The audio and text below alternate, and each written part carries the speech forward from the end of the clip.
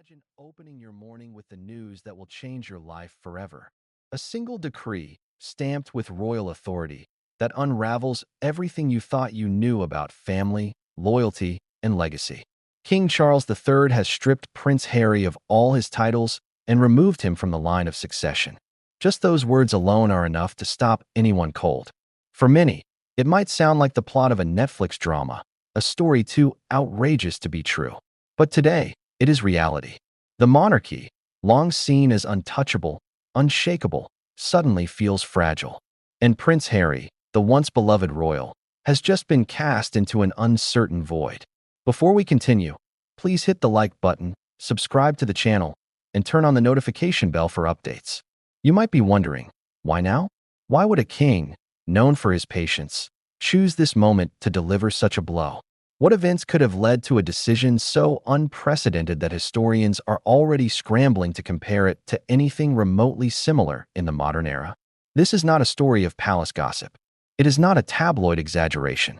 This is a tectonic shift, a royal rupture with ramifications that extend far beyond the gilded walls of Buckingham Palace. To understand how we arrived here, we have to start with context. Prince Harry has long been the family rebel, the prince who challenged tradition, the one who dared to speak truths that the monarchy preferred remain whispered or ignored.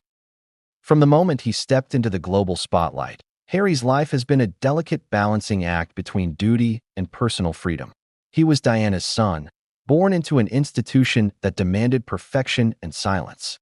And yet, from a young age, he showed signs of questioning that very structure. He walked a path that was as unpredictable as it was public, from his military service to his outspoken support for causes often deemed controversial in royal circles. Then came Meghan Markle. Their union, once celebrated as a modern fairy tale, became the epicenter of scrutiny. Every appearance, every word, every decision, magnified. Meghan was not just a duchess, she was a disruptor. Her presence in the royal fold introduced a dynamic that no one could have fully anticipated.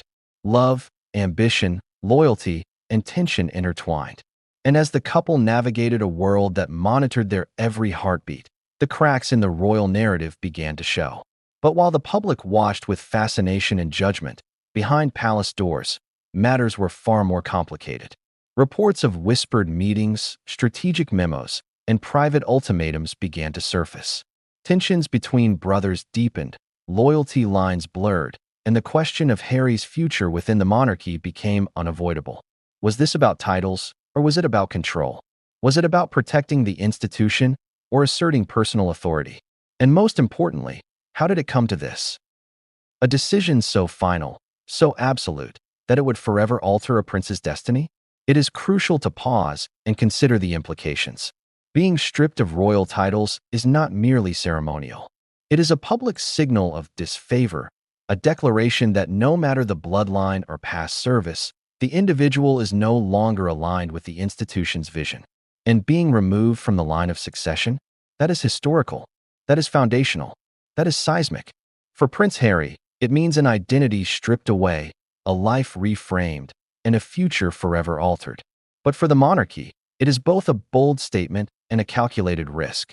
The world is watching, and every move, every ripple, will be analyzed, dissected, and debated. And yet, amid all the shock and confusion, one question echoes louder than the rest. How did it reach this breaking point? Was it a single event, a pattern of behavior, a culmination of grievances? Or was it a calculated act, the result of months of planning, private counsel, and strategic timing?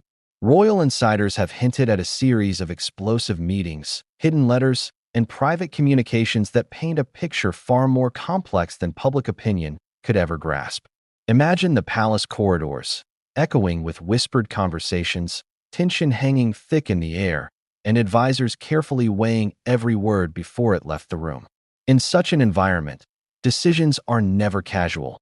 They are deliberate, precise, and, in this case, devastating. Meanwhile, the public narrative has been spinning at full speed. Social media platforms are aflame with speculation. Headlines declare betrayal, scandal, and historical precedent. Fans of Harry rally online, defending the prince, accusing the monarchy of cruelty. Royalists push back, framing this as necessary discipline, a move to safeguard tradition. And in the middle of it all sits Harry, his title stripped, his position within the family fundamentally changed, and the world's gaze more intense than ever. Every glance, every whisper, every article contributes to a story that is as public as it is personal. As shocking as the decree itself is, the context behind it is equally dramatic. Sources claim that tensions had been building for years, a slow burn that no one outside the inner circle could see. Disagreements over public appearances, interviews, media engagements, and private projects contributed to a growing rift. Every action, every statement, was scrutinized. Misunderstandings multiplied. Loyalties shifted. And while the public focused on headlines and sound bites, the private reality was far more intricate, a web of emotion, strategy, and ego. Yet, even as we unpack these layers, the most compelling question remains: what happens next? Prince Harry, though stripped of formal titles, still carries the weight of his lineage, the shadow of his mother, and the expectations of a world fascinated by royalty. How will he navigate this new reality? What strategies will he employ to protect his family, preserve his public image, and redefine his purpose? The answers, for now, remain shrouded in mystery, teasing the world with possibilities and threats alike. And then there is Meghan. Her role in this unfolding drama cannot be underestimated. As Harry's partner and confidant, her presence has both empowered and complicated his position.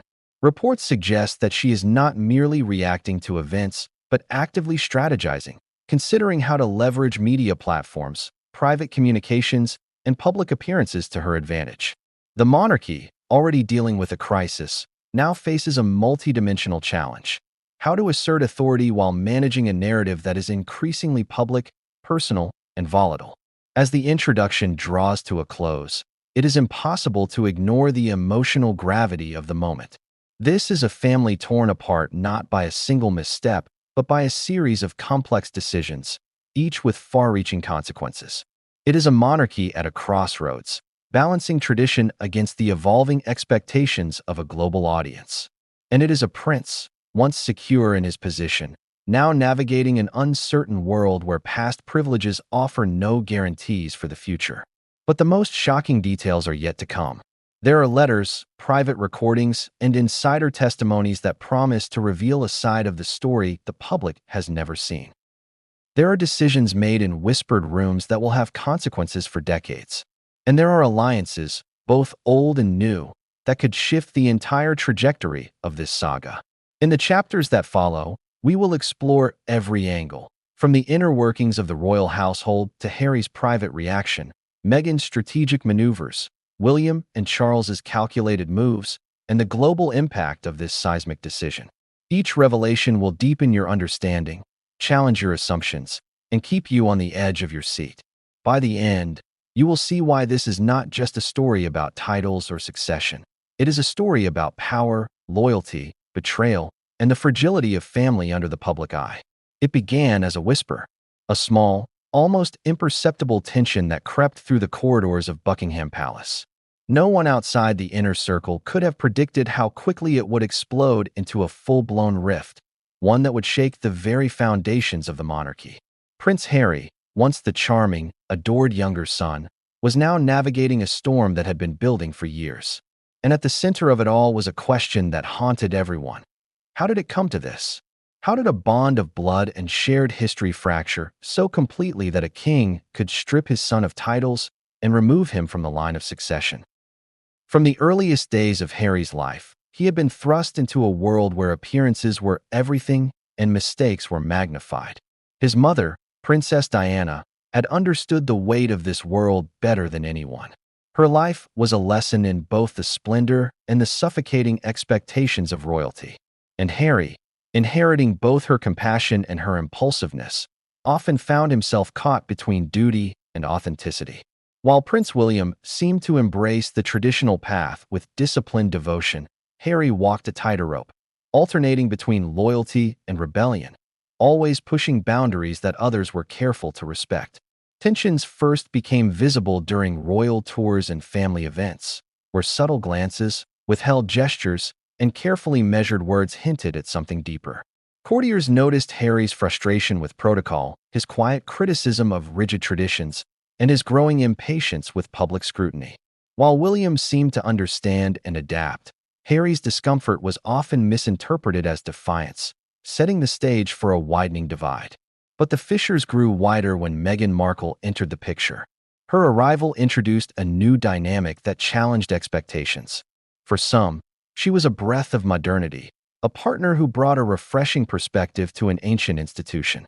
For others, her presence magnified insecurities, historical biases, and fears of disruption. Harry, for the first time in his adult life, found someone who understood his world not as an obligation, but as a shared reality. Yet, this alignment with Meghan would become a lightning rod, intensifying scrutiny from both within and outside the family.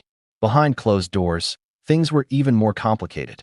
Sources close to the palace suggest that private conversations often turned into tense negotiations. Words were measured with extreme care, not because they lacked emotion, but because emotion in the wrong moment could have consequences that reverberated across the kingdom. Advisors tried to mediate, but in a house where history carries weight and reputation is paramount, even the smallest disagreement could escalate. It was during these years that a series of incidents, seemingly minor on the surface, began to accumulate. An offhand comment during a public event, a social media post interpreted as criticism, a perceived slight during a family gathering. Each event, taken alone, might have seemed insignificant, but as they stacked up, they created a pattern, a narrative of estrangement that no amount of public charm could conceal. Harry's military service, long a source of pride, also became a point of tension. His decision to speak openly about mental health, while lauded by the public, was seen by some within the palace as a challenge to the stoic image expected of royal men. Every charity initiative, every speech, every media appearance became a test of loyalty and discretion. And in the shadows, King Charles was watching, evaluating each move, weighing the balance between paternal love and monarchical duty. Meanwhile, William and Harry's relationship, once close, almost brotherly, began to show cracks that were impossible to ignore. Differences in temperament, priorities, and approach to public life created friction. William, steeped in tradition, often found Harry's impulsiveness frustrating. Harry, feeling the weight of constant comparison, sometimes perceived William's expectations as judgment. What outsiders might have dismissed as sibling rivalry was, in fact, the prelude to a significant rupture. By the time the announcement of Harry's stripped titles emerged, the rift had been festering for years. Court insiders described private meetings filled with tension so thick it could be felt in the room. Advisors whispered about the risks, but some believed the rift had become inevitable. The combination of public pressure, media speculation, and personal grievances had created a perfect storm, one that would ultimately demand a decisive action from the throne. And yet, no one could have predicted how dramatic that decision would be. The stripping of titles was not merely symbolic. It was an assertion of authority, a statement to the world that even blood ties could not override duty to the crown. The removal from the line of succession was even more seismic, a move that rewrote centuries of expectation in a single stroke. For Harry, it was more than a professional setback. It was a personal blow, an emotional earthquake that reverberated through every aspect of his life. The palace, meanwhile, was a hive of speculation. Courtiers and advisors debated strategy, anticipating media reaction, calculating risks. Every announcement, every briefing, every interview was meticulously orchestrated. But the human element, the emotions, the relationships, the betrayals, proved harder to control. Rumors of secret letters, private ultimatums, and clandestine meetings swirled. Some claimed that Harry had pleaded for understanding. Others suggested he had pushed boundaries that left the monarchy with no choice but to act. Amid all this, Harry's public image became a battleground. Media outlets, both sympathetic and critical, dissected every movement, every expression, every word. Social media amplified the drama, creating a digital theater where public opinion could sway daily. Memes, hashtags, and viral commentary shaped perception in ways that palace advisors could not fully control. And yet, despite the scrutiny, the human story of a father, a son, and a family navigating unprecedented turmoil remained at the heart of it all. But perhaps the most poignant aspect of the rift is its emotional toll. Being stripped of titles and removed from succession is not just a procedural change. It is a profound personal loss. Identity, purpose, and belonging are challenged. For Harry, who has long wrestled with the balance between public duty and private happiness, this moment crystallized every fear, every regret, every unresolved conflict. The weight of expectation, the sting of perceived betrayal, and the sense of isolation converge to create a storm that is as personal as it is public. And yet, in the midst of heartbreak, there are stories of resilience and defiance. Harry is not a man to retreat quietly. Sources suggest that he has been strategizing, consulting confidants, and considering his next moves with careful precision. Meghan, ever the strategist, is reportedly playing a pivotal role, analyzing media landscapes, legal options, and public sentiment to determine the couple's path forward. Together, they are navigating a terrain that is both treacherous and unprecedented. The rift, then, is not just about titles or succession. It is about power, perception, and the collision of personal ambition with institutional authority. It is about love, loyalty, and the sometimes painful reality of family dynamics under the unforgiving gaze of the world. And as we step into the next chapter, one question looms larger than all others. How does a family repair a relationship when trust has been broken, when every action is scrutinized, and when history itself seems to demand a reckoning? It arrived quietly, yet with a force that shook the very foundations of the royal household. No fanfare, no warning, just a formal, impeccably worded document that carried the weight of centuries of monarchical authority. By the will of His Majesty, King Charles III, Prince Harry, Duke of Sussex, is hereby stripped of all royal titles and removed from the line of succession. Just reading those words is enough to make the world pause. For a moment, time seemed suspended, as if the universe itself was grappling with the audacity of the act. But what does it mean to be stripped of titles? And why remove a son from the line of succession, something almost unthinkable in modern monarchy? To the casual observer, it might appear as a purely symbolic gesture, a ceremonial punishment. Yet in reality, it is much more than that. Titles are not just labels. They are identity, authority, and privilege wrapped into a single declaration. To strip Harry of the Duke of Sussex, Earl of Dumbarton, and Baron Kilkeel is to publicly declare that his previous status, his place within the monarchy, is no longer recognized. It is a statement to the world. This man is no longer part of the inner circle, and his actions have consequences that even blood cannot absolve. The language of the decree itself is clinical, precise, and calculated. Every word carries weight. Hereby stripped, removed from succession, effective immediately. The phrasing is deliberate, leaving no room for interpretation or negotiation. This is not an appeal to emotion. It is the exercise of absolute authority. In the corridors of Buckingham Palace, aides and advisors immediately began assessing the ramifications. How would this affect public perception? What legal precedents might this establish? And most importantly, how would Harry respond? While the document was formal, the impact was deeply personal. Imagine reading a letter that effectively rewrites your identity, erases your previous status, and signals a complete severance from the path you were born to follow. For Harry, who has long struggled to reconcile duty with individuality, the decree was both shocking and profoundly disorienting. Sources close to the palace suggest that his immediate reaction was a mixture of disbelief, anger, and heartbreak. It is one thing to face criticism in public. It is another entirely to be confronted with the written, irrevocable judgment of one's own father. But the drama did not end there. The public release of the decree, carefully timed and orchestrated by palace communications, amplified the shock. News outlets around the world reported the story within minutes. Social media erupted. Analysts dissected the language. Historians compared it to past precedent, and fans of Harry mobilized to express outrage. For many, the act seemed unprecedented, even cruel. For others, it was a necessary move to assert the authority of the monarchy. The polarization was immediate and intense. Yet beneath the public narrative lies a deeper story, one hidden from headlines, and viral clips. Insiders claim that the decision was the culmination of months, perhaps years, of private deliberation. Meetings were held in secluded chambers. Advisors presented reports detailing patterns of behavior, breaches of protocol, and potential risks to the institution. Letters and communications between family members, some dating back years, were scrutinized for evidence of discord and misalignment. Every angle was considered, every possible outcome weighed.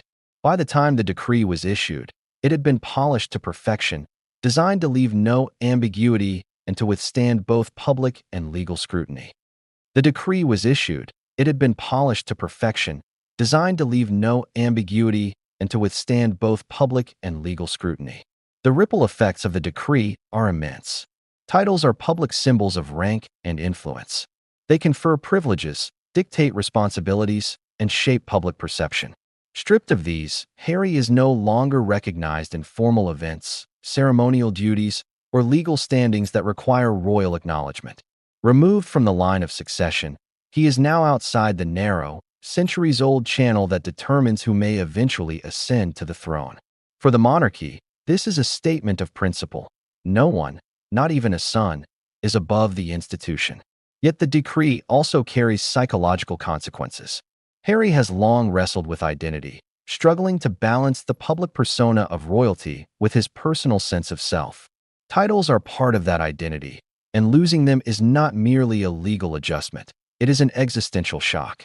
For Meghan Markle, too, the implications are profound. As Harry's partner, she is immediately affected, her public role reshaped, and her future intertwined with the uncertainty surrounding her husband. Together, they face a landscape where privilege has been stripped away and scrutiny intensified.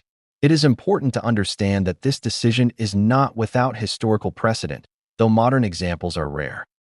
In centuries past, royal family members have been disinherited, titles revoked, or exiled due to rebellion, scandal, or political misalignment. Yet in the 21st century, in an era of global media and instantaneous information, such a move is extraordinary. It sends a message not only to the royal family, but to the world.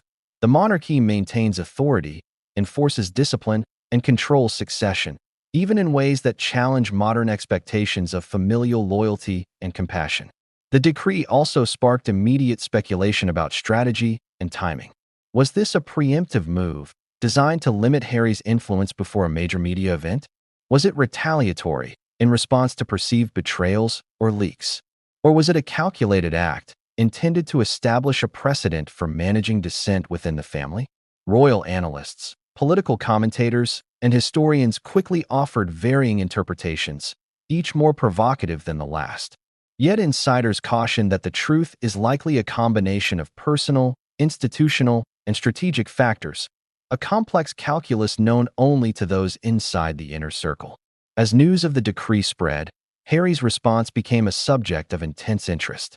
Public statements were carefully measured, offering no hint of panic or desperation, but insiders described private moments of profound vulnerability. Friends and advisors reportedly witnessed a mixture of shock, disbelief, and sorrow.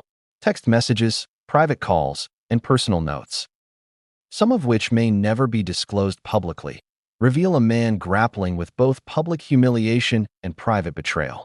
Every relationship, every alliance, every past decision is now cast in a new light. Meanwhile, Meghan's reaction adds another layer to the drama. Far from being a passive observer, she is reported to be strategizing, assessing options, and coordinating with media consultants, legal advisors, and personal confidants. The couple is navigating a world where every move is scrutinized, every statement dissected, and every choice carries immense consequences.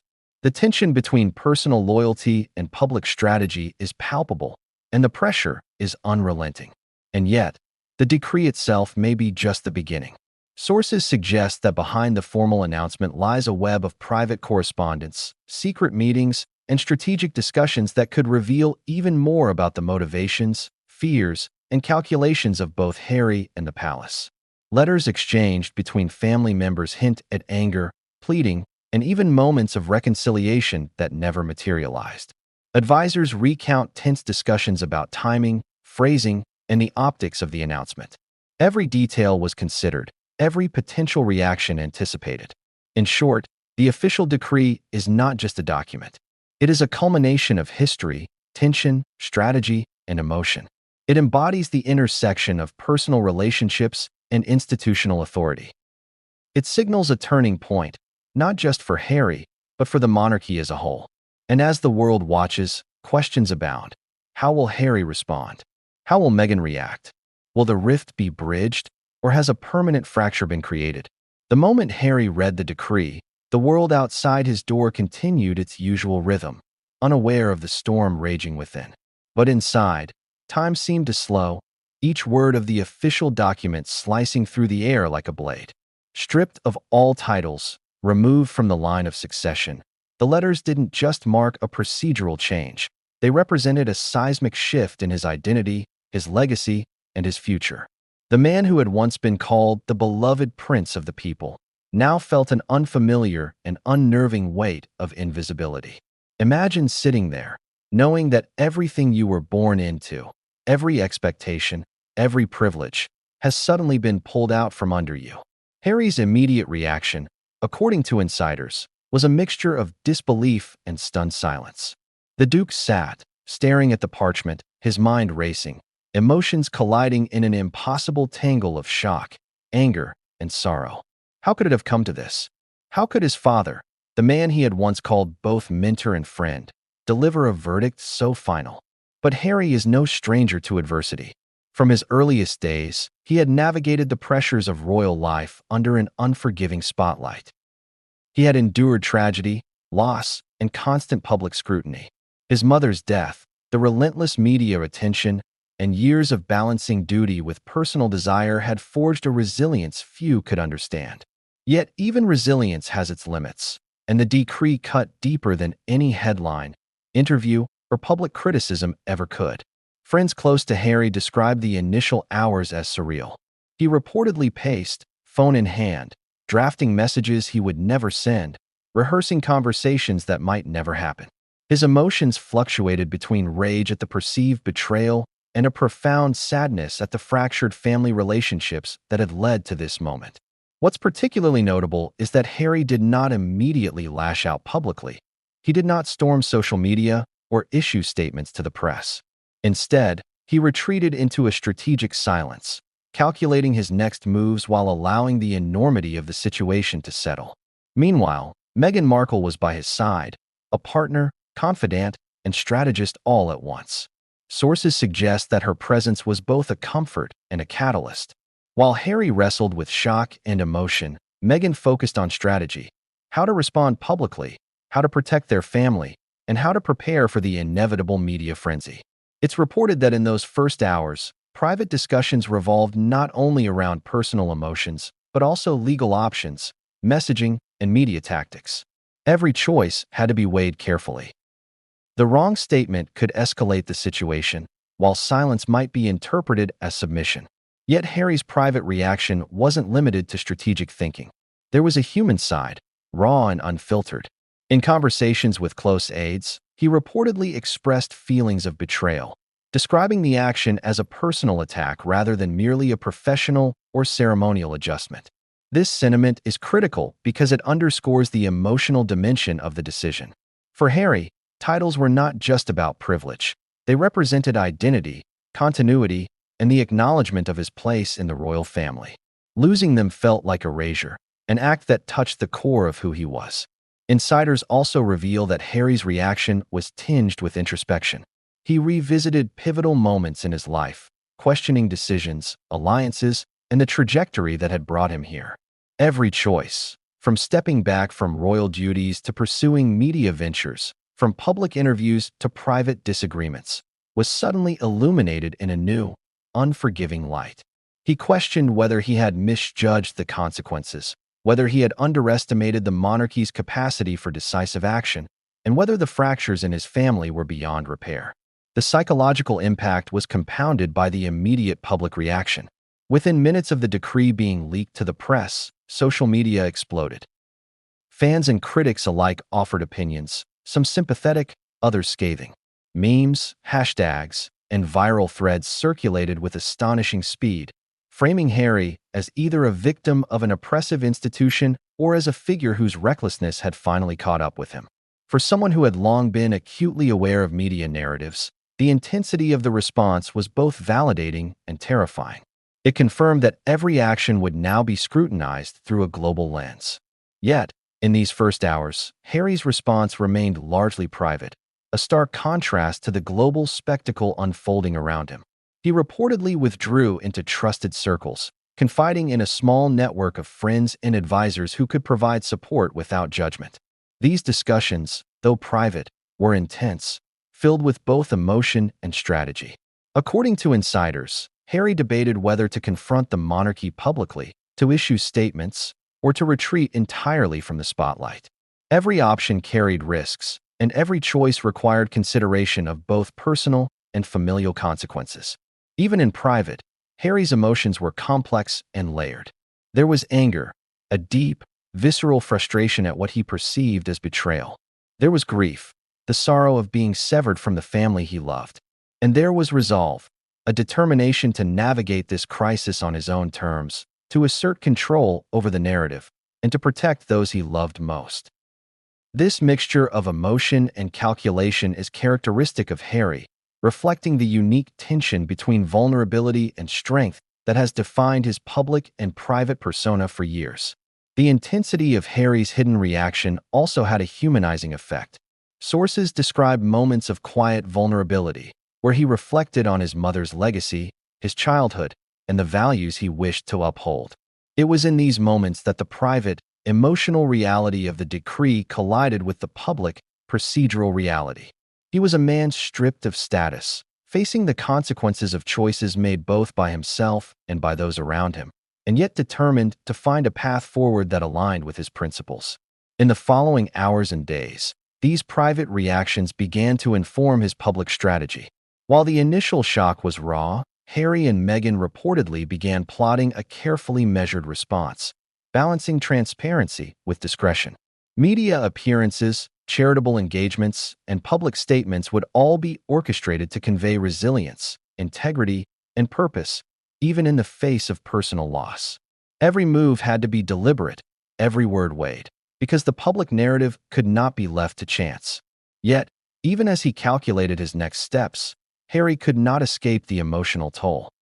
Advisors recount moments where he expressed disbelief that the family could act so decisively, questions about whether reconciliation was still possible, and reflections on the personal cost of a public life under constant scrutiny. It is a paradox that defines Harry's experience. He is both a private individual with profound personal pain and a public figure whose every reaction is amplified for the world to see. This duality makes his hidden reaction so compelling. It is not merely a story of loss. It is a study in human resilience, strategy, and adaptation. It is the story of a man confronted with an existential crisis and forced to navigate a world where personal and institutional stakes collide in ways few could comprehend. And as insiders hint, these reactions are only the beginning. Letters, private calls, and confidential communications will surface in time, revealing layers of tension, negotiation, and emotion that the public has yet to see. But what makes Harry's reaction most fascinating is the uncertainty it introduces. He is a man with immense resources, intelligence, and support, yet he faces a scenario where every step is scrutinized, every decision carries weight, and every move could redefine his legacy. The hidden reaction, private, introspective, strategic, and deeply human, sets the stage for a series of maneuvers, counteractions, and revelations that will continue to unfold in ways no one could have predicted. As we move into the next chapter, the story shifts from private reflection to strategic calculation. The focus will turn to Meghan Markle, whose own reaction adds layers of intrigue, strategy, and tension. While Harry contemplates the weight of the decree in solitude, Meghan is reportedly plotting, leveraging media channels, and considering options that could redefine the couple's public position entirely. When the decree landed in Harry's hands, Meghan Markle was not idle. While Harry wrestled with shock, disbelief, and heartbreak, Meghan pivoted into a role she has long excelled at: strategist, planner, and master of calculated responses. Some might say she thrives under pressure. Others might argue that her moves are unpredictable, even audacious. But in those first hours after the royal notice, one thing was clear. Meghan was thinking 3 steps ahead. Imagine it. The palace has just declared her husband stripped of all titles, removed from the line of succession. Every news outlet around the world is breaking the story. Social media is ablaze. Millions are watching. For most people, this would be a moment of panic. For Meghan, it was a call to action. Insiders describe her immediately gathering her closest advisors, analyzing the decree, and mapping out a strategy that was equal parts defensive and offensive. Every option was considered: public statements, legal action, media engagement, and long-term planning for the couple's image and influence. At the heart of Meghan's strategy was a deep understanding of narrative control. She has always recognized that perception can shape reality. Titles may be stripped, but influence and public sentiment are harder to erase. Her first priority, according to sources, was to protect Harry, not just emotionally, but reputationally. She knew that any public misstep could be leveraged against them, fueling the palace's narrative that the couple had acted recklessly.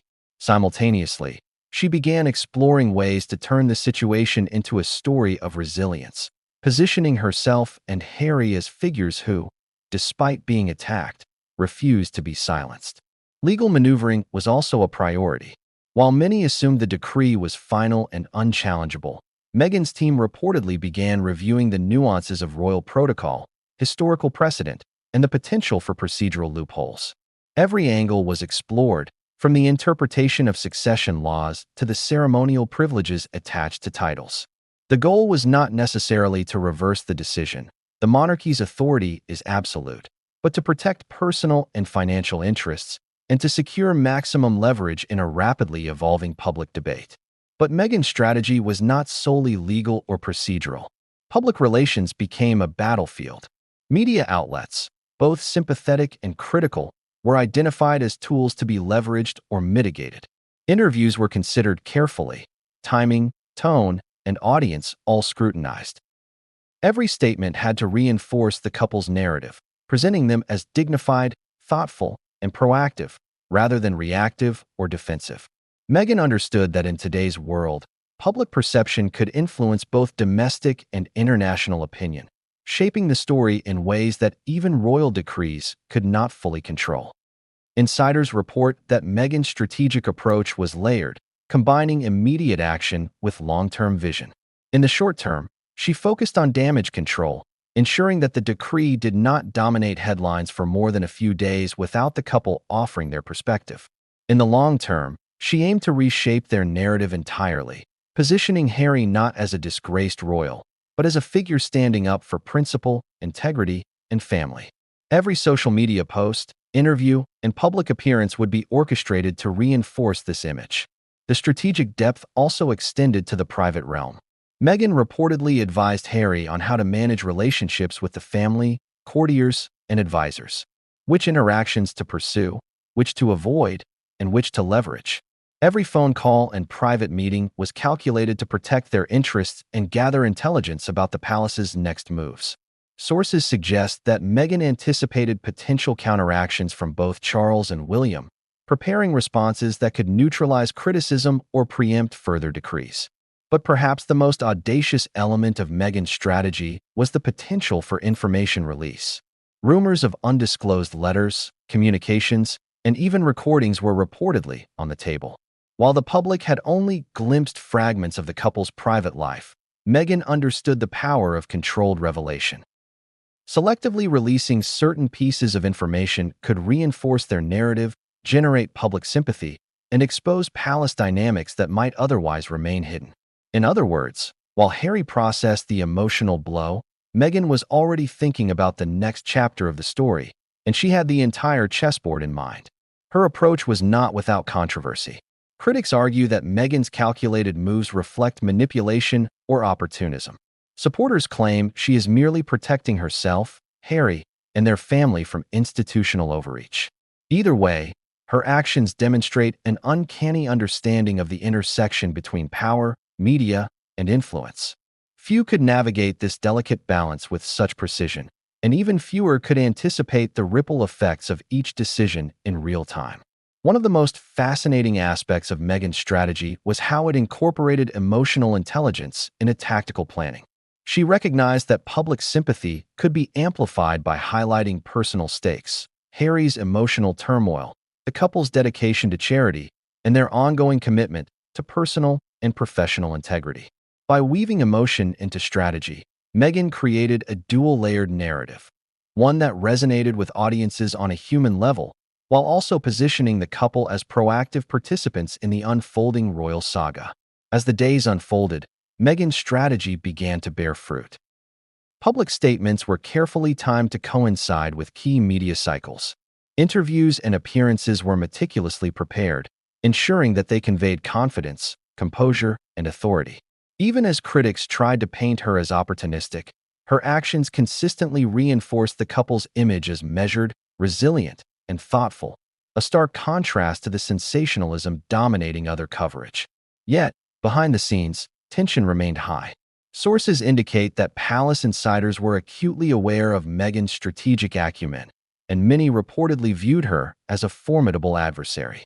Meetings within the royal household were colored by anticipation and caution, with advisors adjusting plans to account for the couple's potential responses. In essence, Meghan had not only protected her position but had forced the palace to operate under a new set of constraints, a remarkable reversal of the power dynamic. The culmination of these moves is striking. While Harry navigated personal shock, Meghan orchestrated a multifaceted approach to secure the couple's influence, protect their narrative, and lay the groundwork for future action. Her strategy was both immediate and long-term, blending legal, media, and emotional intelligence into a cohesive plan that few could rival. And yet, as calculated as her moves were, they were also fraught with risk. Every decision carried potential repercussions, every public statement a possible escalation. The stakes were enormous. Personal, familial, and global. As this chapter draws to a close, it's clear that Meghan's strategic moves have changed the landscape entirely. The monarchy, faced with her calculated responses, must reconsider assumptions, anticipate countermoves, and grapple with the new reality of a couple who refuse to be passive participants. Harry may have absorbed the emotional impact of the decree, but Meghan has transformed it into a battlefield for influence, perception, and power. Inside Buckingham Palace, the walls hold secrets older than any headline or viral story. The royal household, often perceived as a place of flawless etiquette and ceremonial perfection, is also a living, breathing organism, a network of individuals who see, hear, and influence events behind the gilded facade. When the decree stripping Prince Harry of his titles and removing him from the line of succession arrived, it wasn't just Harry and Meghan reacting in isolation. The palace's inner circle, advisors, courtiers, private secretaries, and confidants, suddenly became the silent witnesses and, in many cases, the orchestrators of history in the making. One of the first to react was the private secretary, a position that historically manages the intricate balance between public presentation and private counsel. Sources indicate that the secretary immediately began coordinating internal communications, ensuring that the right people were informed and that the palace's response was consistent. Yet this was no ordinary coordination. Every word had to anticipate global scrutiny. Every email or memo was potentially discoverable by media insiders, and every internal discussion risked leaking to the public. For the inner circle, the stakes were immense, not just professionally but personally. Courtiers described the palace atmosphere in the immediate hours as tense beyond comprehension. Meetings were convened in private rooms, with advisors huddled to assess the immediate and long-term consequences of the decree. Every scenario was considered, from Harry and Meghan's potential media counterattacks to the global reaction from Commonwealth nations and the United States, where Meghan had become a prominent figure in popular culture. The goal was clear: maintain control, anticipate opposition, and protect the monarchy's image at all costs. Sources close to the palace reveal that some advisors were vocal in expressing concerns. They warned that the removal of Harry from the line of succession was unprecedented in the modern era and could be perceived as excessively punitive, risking public backlash. Others argued that decisive action was necessary to assert authority and prevent further challenges to royal protocol. The debates, though private, were reportedly heated, reflecting the high stakes and deep-seated fears about institutional integrity. The inner circle also had to navigate the delicate issue of family dynamics. King Charles, though resolute in his decision, relied heavily on trusted aides to manage communications with other family members, especially William and the senior royals. Every conversation, from formal briefings to casual discussions in corridors, carried weight. The challenge was to maintain unity, or at least the appearance of unity, while managing the fallout from one of the most significant internal family conflicts in recent history. Advisors also became the guardians of confidential intelligence. Leaks, rumors, and private communications were a constant threat. Some courtiers had access to letters, private texts, and emails exchanged between Harry, Meghan, and other family members. These documents, though sensitive, provided insight into motivations, grievances, and strategic thinking. The inner circle had to decide what to keep private, what to prepare for potential media exposure, and how to frame the palace's narrative without inflaming tensions further. One particularly revealing aspect of the inner circle's role was managing the optics of the decision. Royal appearances, public statements, and ceremonial events were immediately re-evaluated in light of Harry's changed status. Every greeting, every photograph, every hand gesture had to be considered carefully. Historians and media analysts would later note how minor details, a subtle distance in a family photo, or a carefully worded press release, communicated authority, disapproval, or distance more powerfully than words alone. Insiders suggest that some members of the inner circle were sympathetic to Harry, viewing the stripping of titles as harsh, particularly given his past service and charitable work. Others prioritized the institution, seeing decisive action as necessary to prevent perceived disorder. This split created subtle tension within the palace itself, forcing advisors to navigate not only the external crisis, but also internal disagreements that could affect loyalty, morale, and strategy. The inner circle also played a crucial role in managing external relationships. Ambassadors, Commonwealth representatives, and international media were all briefed selectively.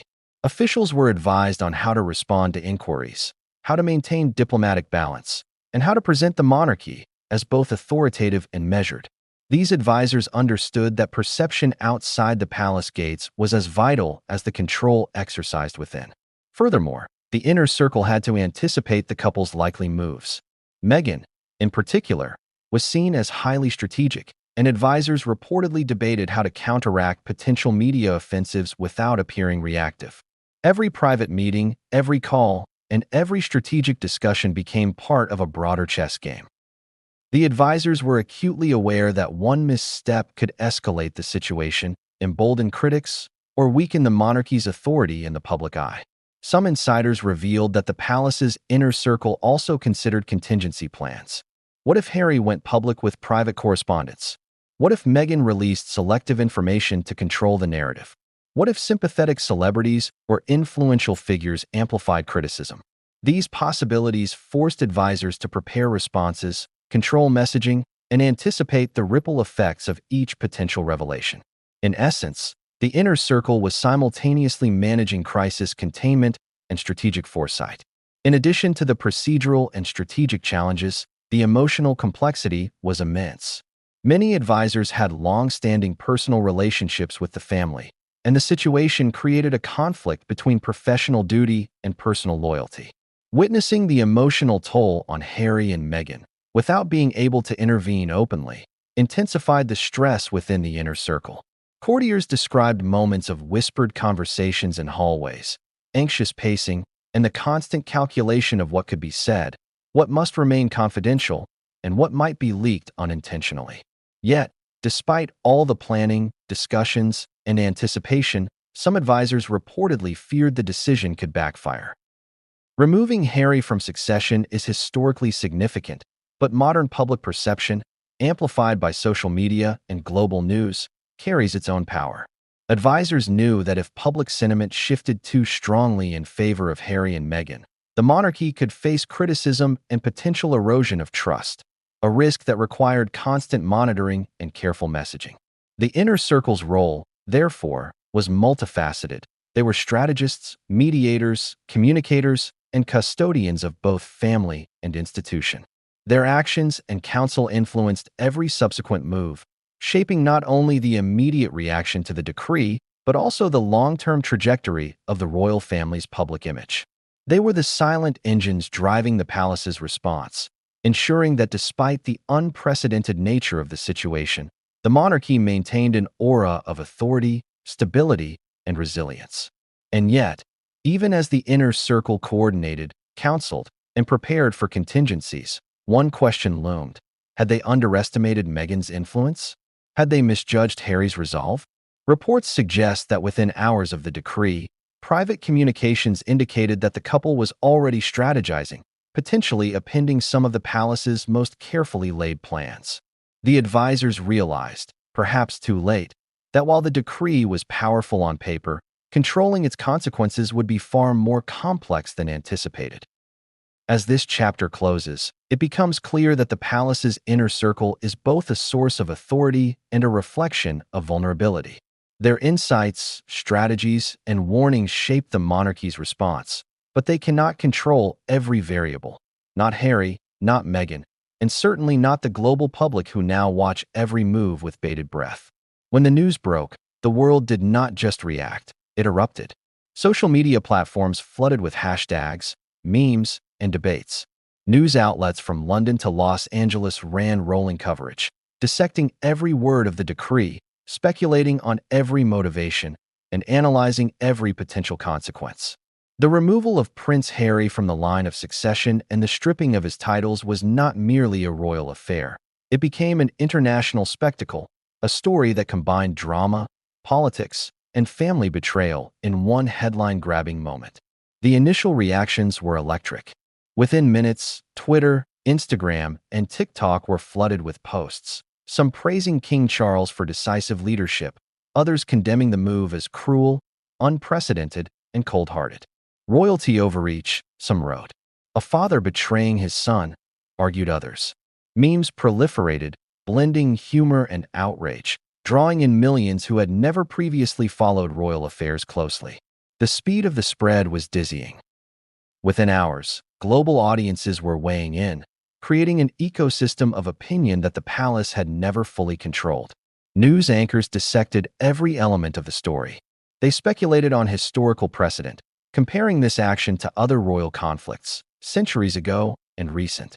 Commentators debated whether King Charles's decision was a necessary assertion of authority or a reckless, emotionally charged move. Some framed it as the ultimate act of parental discipline. Others framed it as a betrayal that would resonate through generations. Experts discussed potential constitutional implications, the impact on Commonwealth nations, and how this decision might influence the future of the monarchy itself. Meanwhile, social media influencers and royal commentators seized on the story. Clips from Harry's past interviews, Meghan's public appearances, and even minor royal events from years ago were recirculated, often recontextualized to fit narratives of rebellion, betrayal, or redemption. Twitter threads drew tens of thousands of interactions as users debated whether Harry's previous behavior had warranted such an unprecedented action or whether the monarchy had overstepped. Instagram Reels combined dramatic music with clips of Harry and Meghan smiling publicly, juxtaposed with headlines about the decree, creating a sense of narrative tension that pulled audiences into an emotional experience. Public sentiment was polarized almost instantly. Surveys and online polls suggested a split. Many believed King Charles was within his rights, maintaining order and tradition. Others sympathized with Harry, painting him as a modern figure caught in the rigid, outdated structures of monarchy. In America, Meghan's home country, the reaction was especially intense. Media outlets framed her and Harry as victims of institutional rigidity, while opinion pieces debated the balance between personal freedom and the duties of royalty. Even within the United Kingdom, reactions were complex. Royalists praised Charles for upholding the sanctity of the monarchy, arguing that such decisive action was necessary to maintain public respect and control. Meanwhile, critics questioned whether the monarchy's image could withstand the perception of internal family conflict broadcasted on a global scale. Letters to editors, online forums, and radio call-ins reflected the depth of public engagement, a mixture of loyalty, curiosity, outrage, and fascination. The frenzy extended beyond traditional media. Podcasts, YouTube channels, and digital outlets immediately began producing long-form analyses, dissecting not only the decree but the broader implications. Every historical anecdote, every previous royal misstep, every public interview became fodder for content designed to attract clicks, views, and attention. The story took on a life of its own, amplified by algorithms that rewarded engagement, emotional reactions, and controversy. Amid the media frenzy, some unexpected reactions surfaced. Fans of Harry and Meghan began organizing online campaigns, petitions, and social media rallies to show support.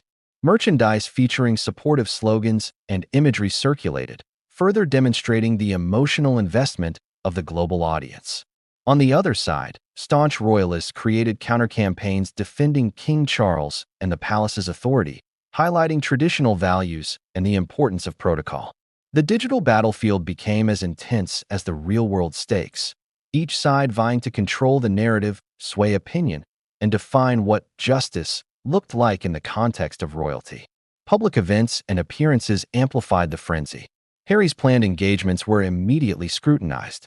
Every photo, handshake, and smile was analyzed for hidden meaning.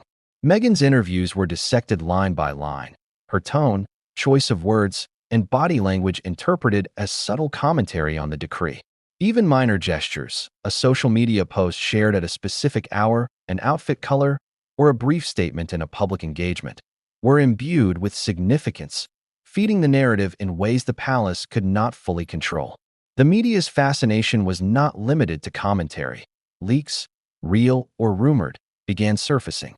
Anonymous sources hinted at private messages, palace memos, and confidential discussions that could shed light on both the decision-making process and the couple's reaction. Every hint of insider knowledge fueled speculation, magnifying the story's reach and intensity. Analysts noted that the story's viral nature was unprecedented in modern royal history, driven not only by the drama itself, but by the accessibility and immediacy of digital communication platforms. Beyond the spectacle, emotional spikes emerged among audiences. Many expressed outrage at the perceived injustice toward Harry and Meghan, empathizing with the emotional toll of losing titles and status. Others celebrated the monarchy's decisiveness, seeing it as a reaffirmation of order, hierarchy, and tradition. Memes, comments, and viral content reflected this emotional roller coaster, blending humor, anger, sadness, and admiration. The global conversation became a reflection not only of the royal decision, but also of society's fascination with power, family, and personal consequence. Only of the royal decision, but also of society's fascination with power, family, and personal consequence. Yet, amidst the chaos, some stories hinted at deeper truths. Behind closed doors, advisors and palace insiders were observing public reaction, adjusting strategy, and preparing for the next phase of communication. They understood that perception could rival reality in influence. The public's emotional engagement was not just commentary. It had the power to shape decisions, alter messaging, and influence outcomes. The frenzy became part of the very dynamics it was analyzing, a self-reinforcing loop of speculation, reaction, and adaptation. And while the media storm raged externally, inside Harry and Meghan's world, it was an additional layer of pressure. The couple had to navigate not only their personal shock and grief, but also the global scrutiny that magnified every decision. What seemed like a private struggle became a public drama, each moment amplified, each reaction dissected, each strategy tested. In this environment, even small moves could become significant, and missteps could escalate into international headlines. As the hours and days passed, the frenzy evolved. Analysts began predicting long-term consequences, cultural commentators debated historical parallels, and the global audience became invested in the emotional arc of the story. Yet amidst this cacophony, Harry and Meghan remained a step ahead, carefully controlling what was revealed, when, and how. Their strategic response, calm, measured, yet undeniably powerful, began shaping the narrative, turning the media frenzy into a platform for influence, sympathy, and leverage. In the wake of Prince Harry being stripped of his titles and removed from the line of succession, Historians and constitutional experts were scrambling to place this event in context. On the surface, it seemed like a personal family dispute, but when you dig deeper, it becomes clear that the implications stretch far beyond the palace walls. This wasn't just a son losing status. It was a royal precedent being rewritten in real time, with consequences that could reverberate for decades. Historically, monarchs have sometimes disinherited family members or revoked titles, but these occurrences were rare and often tied to treason, scandal, or outright rebellion.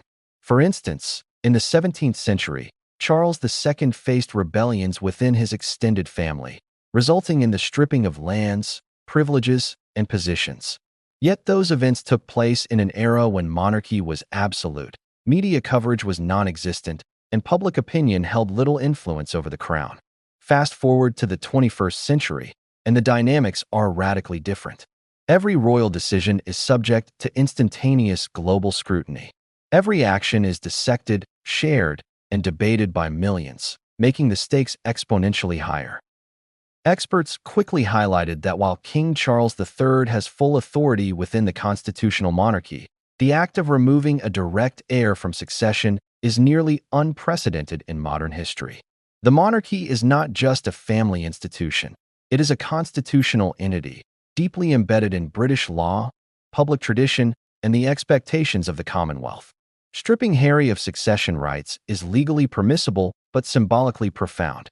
It is a declaration that personal and familial loyalty can be secondary to the institution's perception of duty, protocol, and stability. Legal scholars were fascinated by the timing and phrasing of the decree. Effective immediately, the document read, leaving no ambiguity. Such immediacy demonstrates the absolute power of the monarch, yet it also raises questions. Could Harry challenge the decision in court? Could he leverage international law, especially considering Meghan's American citizenship and their media ventures in the United States? While the likelihood of reversal is minimal, the discussion itself sparked a constitutional debate about the scope of royal authority in a modern democratic world. Moreover, historians pointed to a broader pattern of control and discipline within royal families. Stripping a family member of formal titles has historically served multiple purposes, sending a warning, reinforcing authority, and preserving institutional credibility. In this sense, King Charles's decision aligns with past monarchs who prioritized institutional stability over familial affection. Yet, unlike centuries ago, today's world includes an instantaneous, emotionally charged audience, and the act cannot be confined to palace walls. Public perception now carries weight alongside legal precedent. The constitutional implications are equally significant. Harry's removal from the line of succession technically doesn't affect William's position or the immediate chain, but it does shift the perception of permanence and stability. For centuries, succession was considered almost inviolable, a chain of continuity that maintained national and global confidence in the monarchy. When a high-profile royal is removed, it introduces uncertainty. How will the public, parliament, and international observers interpret this? Could it encourage future challenges or reforms in succession law? Experts are already debating these questions, and political analysts are weighing the potential impact on the monarchy's soft power abroad. Adding complexity is the interplay between personal ambition and public duty. For Harry, succession rights are more than a ceremonial symbol. They represent access, responsibility, and a lifelong role within the monarchy. Stripping him of this position does not just redefine his legal standing. It reshapes his sense of purpose and identity. For the monarchy, it signals that deviation from expected behavior, whether public or private, carries serious consequences. This sets a precedent that could affect not only Harry but also future generations of royals who consider balancing personal desires with institutional expectations. Insiders reveal that King Charles's advisors carefully reviewed historical examples before issuing the decree.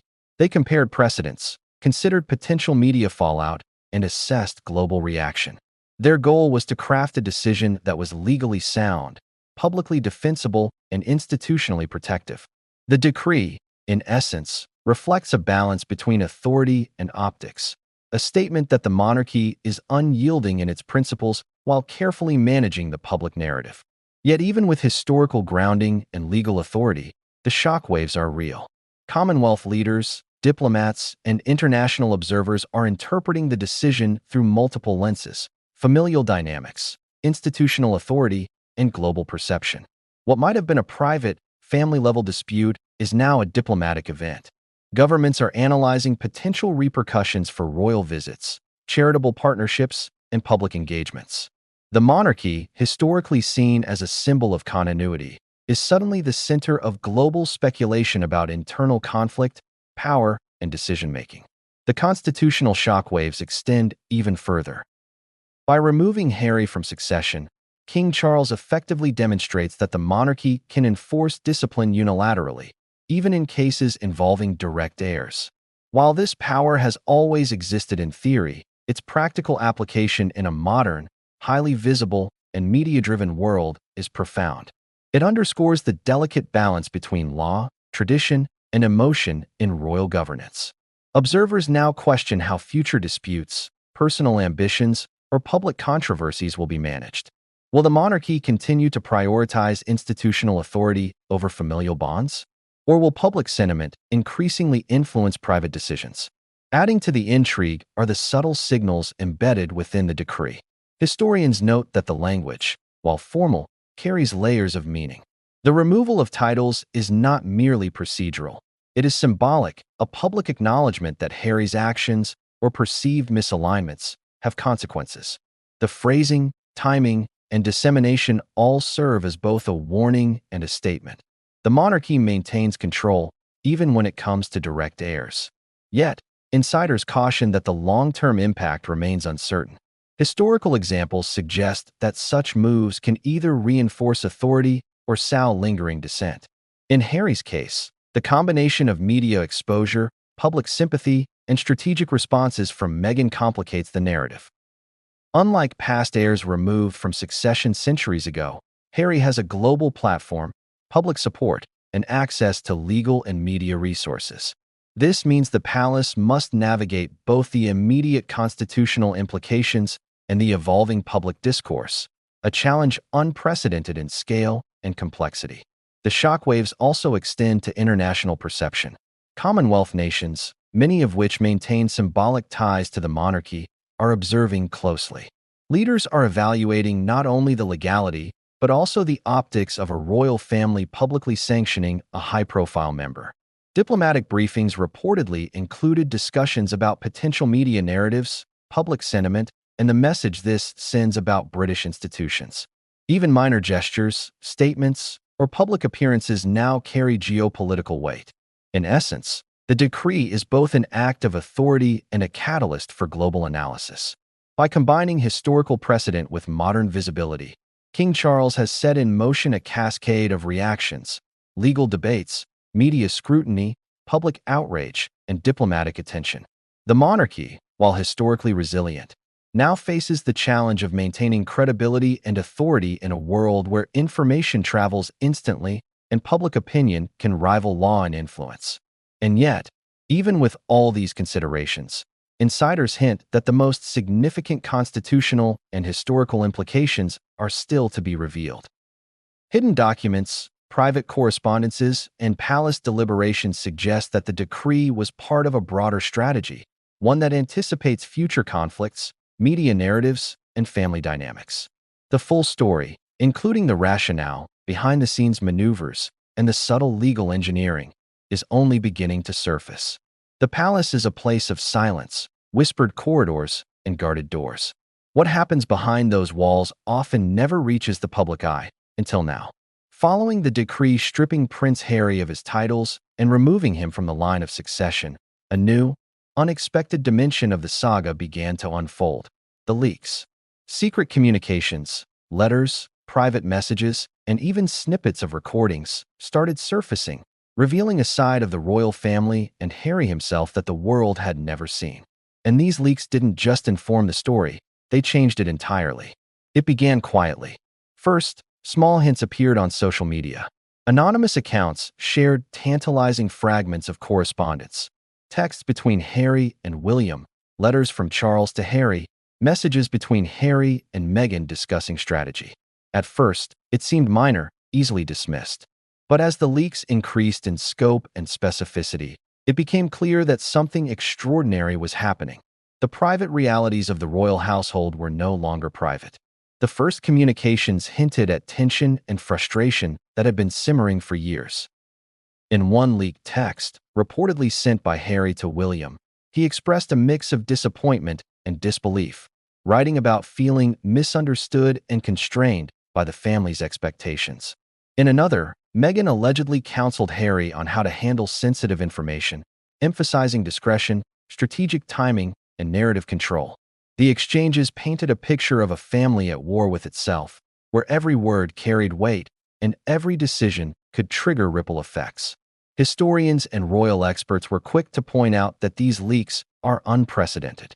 While previous conflicts within the monarchy had occasionally resulted in private letters becoming public, the scale, speed, and global reach of these communications are unprecedented. In centuries past, scandals could be contained. Today, a single message can go viral within minutes, interpreted, analyzed, and shared by millions. The palace, with all its authority and discretion, suddenly found itself battling not only internal conflict, but also a public narrative that was evolving faster than it could control. One of the most explosive leaks involved correspondence between Harry and his father, King Charles. Though the exact content remains partially unverified, sources indicate the letters reveal emotional pleas, attempts at negotiation, and even expressions of frustration from both sides. Harry reportedly wrote about feeling trapped between duty and personal freedom, while Charles responded with reminders of responsibility, loyalty, and expectation. The tone of these letters is said to be a mix of regret, sternness, and paternal concern, a combination that reveals the deeply human side of this high-stakes drama. The leaks did not stop with letters. Emails between senior palace officials, advisors, and private secretaries were also reportedly shared, offering a behind-the-scenes glimpse into the deliberations that led to the decree. These communications show the inner workings of decision-making at the highest levels, discussions about timing, wording, media strategy, and contingency planning. They also hint at tension within the inner circle itself, with some advisors warning that the action might backfire and others pushing for a decisive, no-compromise approach. Perhaps most intriguing were reports of recordings. Insiders claim that portions of phone conversations and private meetings were captured and leaked, adding an audio dimension to the unfolding story. While details remain murky, these recordings allegedly include exchanges that reflect not only strategic planning but also emotion, frustration, disappointment, and even glimpses of fear. For the public, these leaks humanize the story.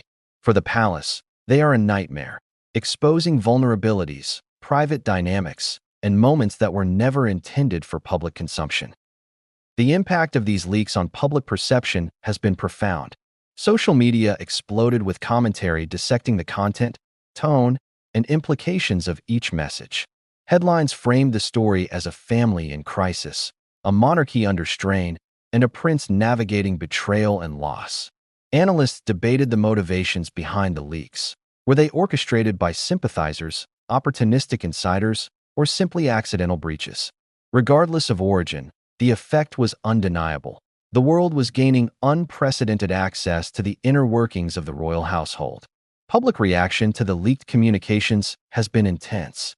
Fans of Harry and Meghan saw validation in the messages, interpreting them as proof of the couple's honesty, vulnerability, and integrity. Critics, meanwhile, argued that the leaks were manipulative, designed to sway public sentiment and undermine the monarchy. Every interpretation, whether supportive or critical, amplified the story, generating engagement, controversy, and discussion on a global scale. The palace's response to the leaks has been calculated, yet cautious. While official statements reaffirm the authority of King Charles and the legitimacy of the decree, they have largely avoided addressing the content of private communications directly. Advisors are reportedly monitoring public reaction, assessing legal risks, and preparing for additional leaks, which could reveal even more about the personal dynamics within the family.